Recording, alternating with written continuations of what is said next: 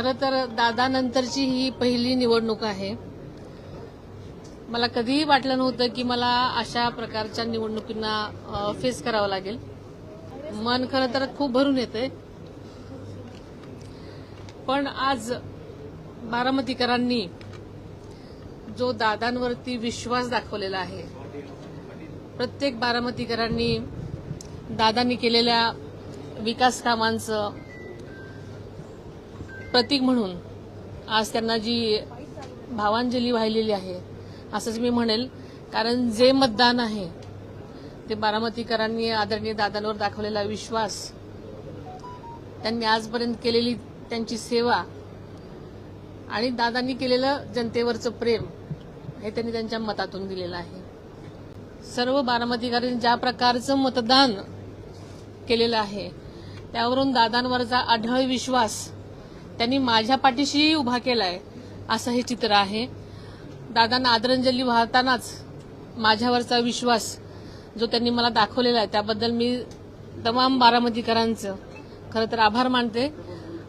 त्यांनी दिलेला आणि दाखवलेला विश्वास हा नक्कीच सार्थ करण्यासाठी हे मतदान जे केलेलं आहे त्याचं दादांचं बळ आणि माझ्यावरची जबाबदारी वाढवलेली आहे असं मी मानेन.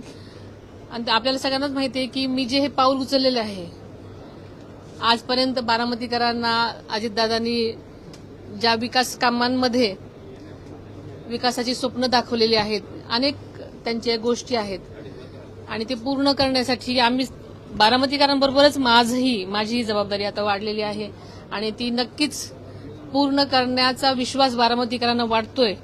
म्हणून त्यांनी एवढ्या प्रचंड प्रमाणात हा विश्वास त्यांच्या मताद्वारे दिलेला आहे. हा जो विजय आहे, खरं तर बारामतीकरांना अशा प्रकारची निवडणूक हवीच नव्हती.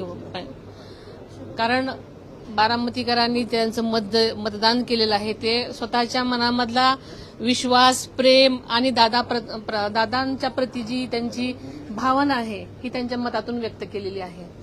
आणि म्हणूनच हा जो त्यांचं मत आहे हे अनुभवायचं आहे.